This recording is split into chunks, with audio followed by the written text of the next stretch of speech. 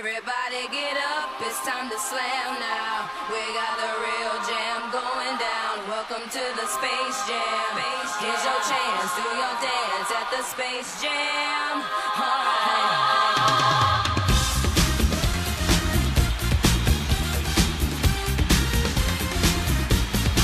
There's only 2 seconds left. I didn't have enough time to shoot.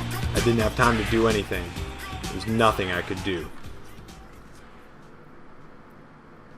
But then, no. There was something I could do. I closed my eyes and focused my b-ball energy. I had never done this before. Nobody had. What the hell's going on out there, baby? It's like an earthquake out there. The tension in this arena is phenomenal. I've never seen anything like this in a hoops game before. This was it. It was now. Or never. Chaos Dunk!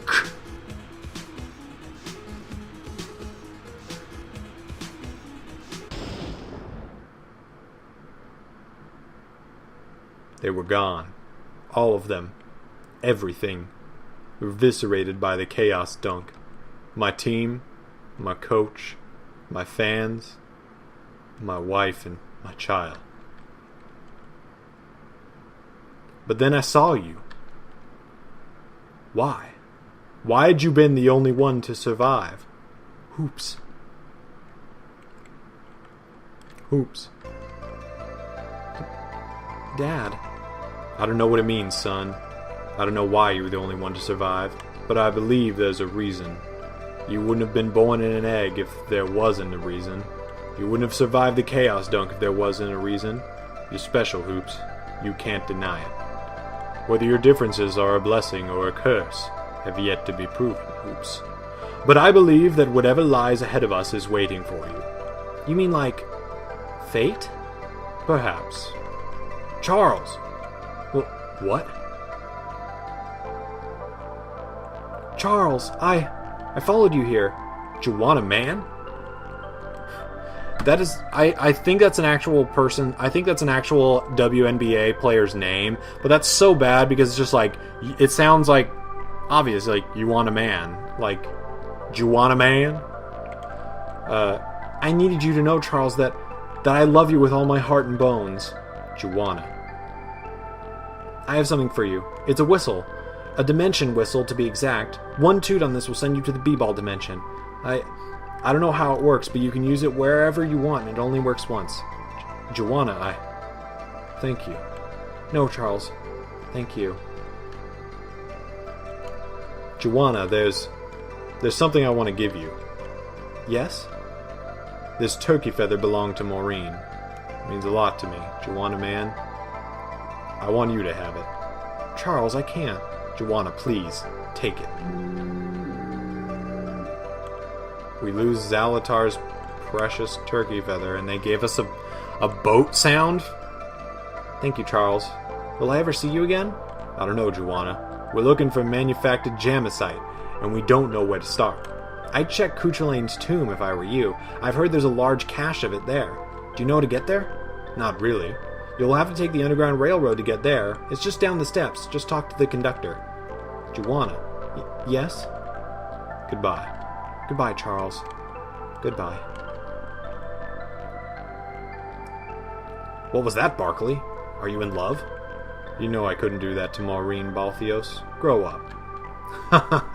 You act tough, but you fall for them easily, you know that? I said, enough. We have very little time to get to Cuchulain's tomb to get the manufactured jamicite. We need to speak to the conductor of the Underground Railroad. Immediately. Right. You can't waste any more time. Come on, guys. Alright. So we're off to Cuchulain's tomb. Cuchulain is a very famous figurehead in mythology. I don't exactly know how, exactly the story. I just know they're in mythology. They're also a demon in Shin Megami Tensei and a persona in the Persona series. So, now I know who you are, because I believe someone told me. Harriet Tubman. Harriet Tubman is in this video game that takes place in 2200, 2400, I'm not exactly sure. 21 something.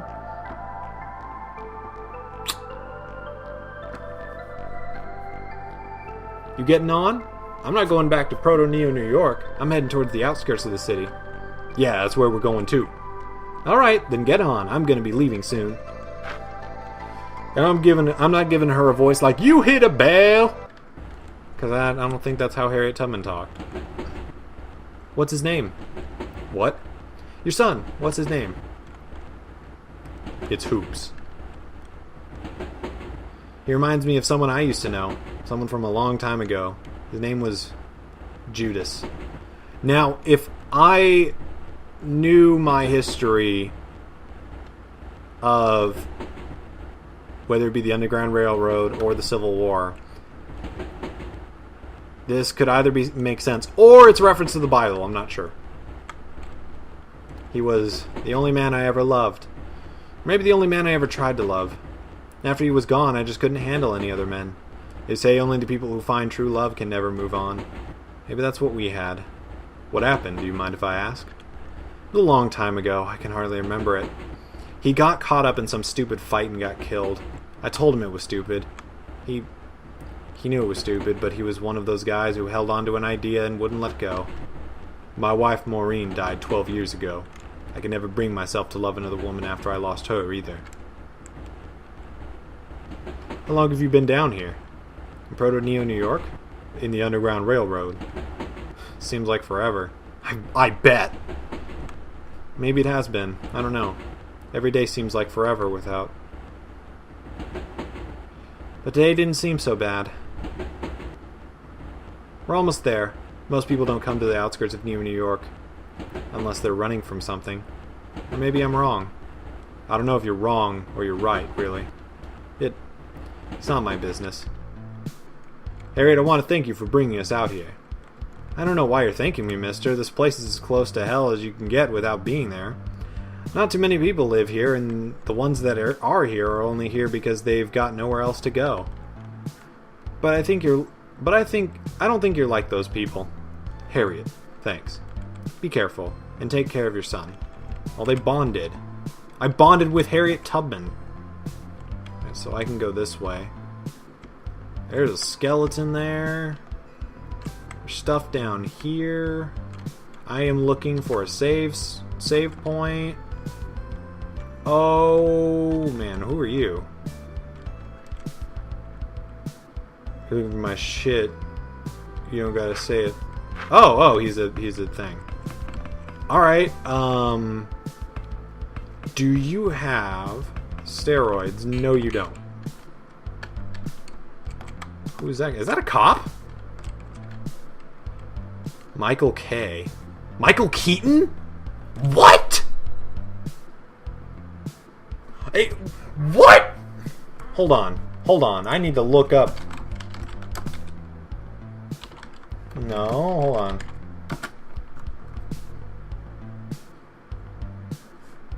I need to make sure that it's... Hold on, because that's spelt differently than Michael Keaton's name, because Michael Keaton spells his name with a CH, not a K. What are you doing out here, man? Do you know where we are? These are the outskirts of Neo, New York. You're walking along the border of everything and nothing. We're looking for Cuchulain's tomb. You know where it is? Yeah, you came down the wrong way where the road splits. Cuchulain's tomb is up the other way. Just keep heading north and you'll make it. Thanks a lot, man. It's my business to help people out. One might even say helping's my forte. Okay, I need to look up Mikhail K. Is it Coors? No, because he spells it with a CH as well.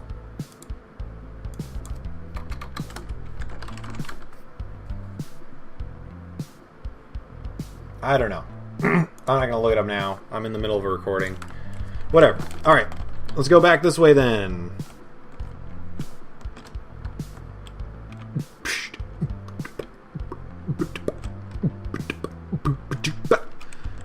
Now, the cool thing is that after I complete this game, I can watch Two Best Friends' run of the game. Which I've been aching to watch. I really want to see them freak out about the stuff that I've been freaking out. But I haven't been able to because I can't get spoilers, remember? Yeah. The Animator. I have traveled many lands in my attempt to compile a comprehensive guide to all creatures that go bump in the night. Perhaps you could call it a bestiary. Whatever you call it, my knowledge extends far beyond that of most mortals. Perhaps you would choose to partake of it. Oh, dude, look at that! Duergars are evil, black dwarfs that live primarily in underground caverns where they mine arduously for rubies and gemstones. Their foremost focus is rubies, for which they toil endlessly so as to further the agenda of their ghastly Duergar gods. They battle constantly with other subterranean menaces and are highly skilled with double-handed adamantium weaponry. Now, that is... I want to say that is taking a little bit of liberty based on D&D, because Duergar are from D&D. They're from Dungeons and Dragons. They're evil dwarves. I don't know if they're particularly like that. I believe they're from the Elemental Chaos, I want to say. I'm not sure. But, oh my god, there's bugbears! Alright, anyway. Oh my... Alright. I'm gonna do this in a posh British accent. Unlike their forest-dwelling high elven cousins, sludge elves prefer to live in the swamp so as to maintain a proximity to their primary form of substance, tar. They eschew the use of magic and weaponry in combat, instead preferring the more primal feeling of unarmed fighting. Most sludge elves adopt the path of transmuter, where they harness the dangerous powers of alchemy and bubbling brews. Oh, Driders. Oh, Driders. Driders are the asexual subterranean offspring of dark elves, or drow, for those of you that play Dungeons and Dragons, and spiders, cursed to forever wander in the labyrinthine underground caves in search of foes to menace. Most Driders are incapable of communication and are thought to be functionally retarded, although this does not diminish their capability to dual-wield exotic weaponry. In D&D, Driders are actually, I believe, they're either cursed by Lolth, the Spider Queen, or they're blessed by Lolth, because I know Lolth uses them. They are intelligent. They have drow intelligence because they are half drow. Lolth particularly takes the form of a Drider as well. Again, I'm referencing Dungeons & Dragons because they're pulling a lot of D&D monsters. So, Ghasts are the reanimated undead corpses of hill dwarves. They are believed to be insentient by most leading Ghasts experts, and their only known motive in their undeath is to gorge on dwarf brains and flesh. Their incredibly thick skin makes them resistant to all ice-based wizardry, although they are more susceptible to nunchucks. Alright. Bugbears are large goblinized boogeymen that reside within dank donjons and lust endlessly for treasure and goblets. They live alone rather than in packs or in society because they become too covetous of treasure. Regardless of this, many bugbears enjoy playing pranks, especially if the pranks are somehow related to glittering goblets. Doppelgangers are shadows and enigmatic, monstrous humanoids capable of changing shape, usually to gulp the blood of those around them. Although they are not vampires, they have vampiric tendencies, and it is often speculated that doppelgangers are a subtype of Oni. They are capable of casting a level 3 Big B's groping hand twice a day. As their name implies, blue dragonkin are reptilian humanoids covered in a dense armor of blue scales. In dragonkin society, they most often take the role of magician, energizing their dragon allies with powerful wizard zaps. They are known for being accomplished mages and practice an advanced form of arcane thaumaturgy that bedazzles all foes combined.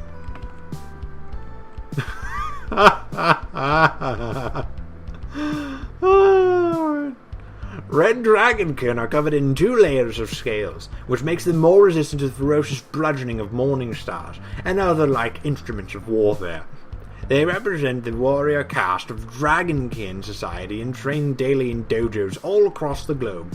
In addition, they have a saving throw to all Duergars. Oh my god. Though it is speculated that gold dragonkin were originally spawned from a blood temple in hell, they are in fact related to the other dragonkin. They are known for being the assassins of dragonkin society, as well as their virulent racism towards hobgoblins and other members of the goblinoid genus. The gold coloring of their scales reflects all incoming boomerangs and melts acid arrows. They are skilled in all forms of acrobatics. Well, thank you. Wait. He said something. I can only hope that my knowledge has aided you in some form or another. It is my goal to make mainstream the information I have given you. Also, I have a PhD in anime. That's why he's the animator. Mike, they say the ghost of a Celtic space warlord haunts Cuchulain's tomb, and his horde of Banshee minions torture anyone who enters. Not that I'm an authority on Cuchulain or anything, I make a habit of not entering donjons. I'm pretty sure that's meant to be dungeons, but they're saying donjons. The post-cyber apocalypse has dealt hard times for just about everyone, and you look to be no exception. The least I can do is offer you a place by the fire. Why don't you sit down? Yes, I will rest. Awesome.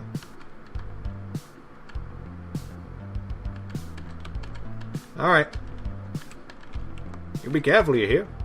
How many people come here? Are you on the run? We're looking for Cuchulain's tomb. You know where it is? It's in the building at the back of the parking lot. You're not thinking of going in unprepared, are you? You better stock up, man. Heck yeah. Egyptian gun. Well, I need to buy that. Dwarf muscle. Okay. Hellzauber. Alright. I'll get a referee uniform for hoops.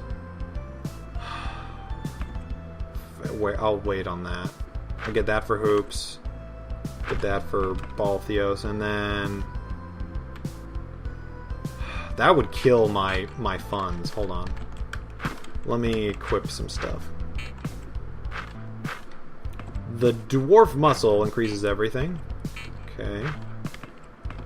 No, I don't need to get him anything. I'm gonna get him the Hellzauber. He gets the Zaubermaster Garb. You get the... Oh, he has...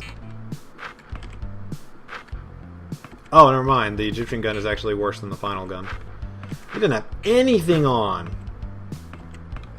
Maureen's ring, ace bandage, sweatband. I'll give him a face mask. That's what I bought him for. Can I sell you anything? Yes, I can.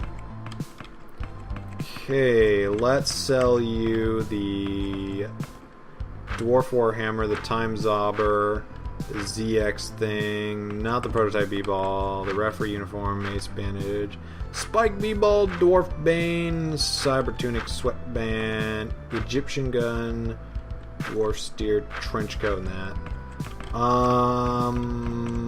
I don't believe... Okay, good. I did not... Okay, don't ever sell Maureen's ring. I have a feeling that I'm going to need that. I don't know why.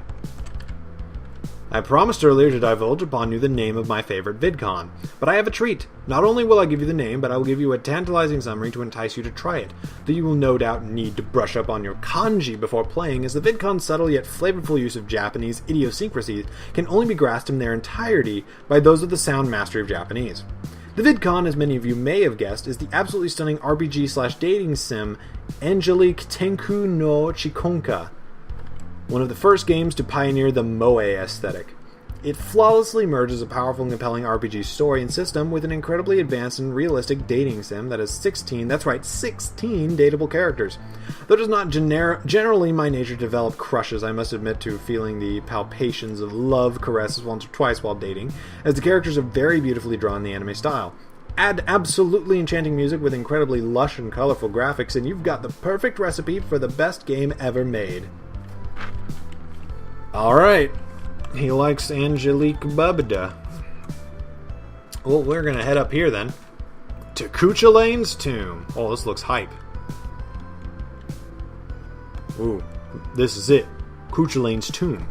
I'm probably saying it really wrong, too. Barkley, are you aware of the story of Cuchulain? Not really. Should I be? Yes, Barkley. You should be very aware of his story. It began long ago, long before the cyber apocalypse.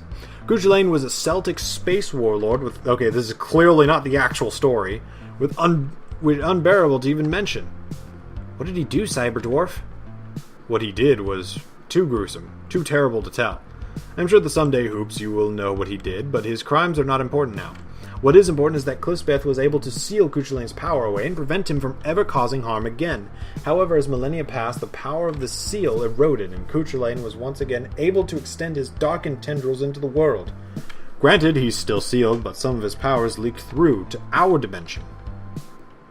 What does all this mean, Cyberdwarf? Is Cuchulain coming back or what? I don't get it. Cuchulain has the ability to show a man what he most desires, Barkley. It means that if you see what it is you want the most inside the tomb, absolutely do not touch it. Touching it will break the seal forever and release Cuchulain back into the world. I'll remember that. We better get going, though. That Jamicide isn't going to get itself. Alright.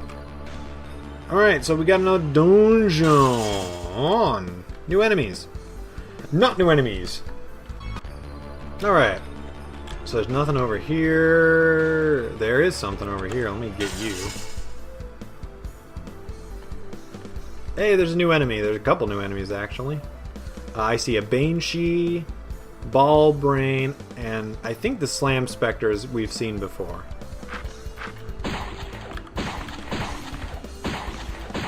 Take out the Banshee, because I don't really want to see what it does. Take you out. Oh, man.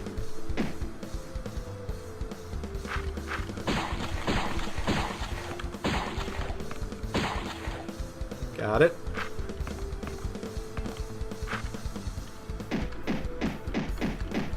You're dead. Alright. Ah! Okay, yeah, probably should always take out the Banshee. Oh, that looked cool.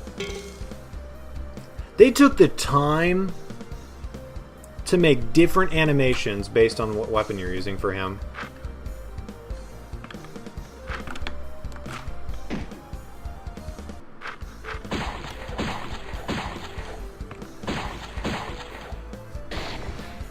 Those two are dead. Slime Spectre gets another attack. Man, he dead. That Hellzobber too good.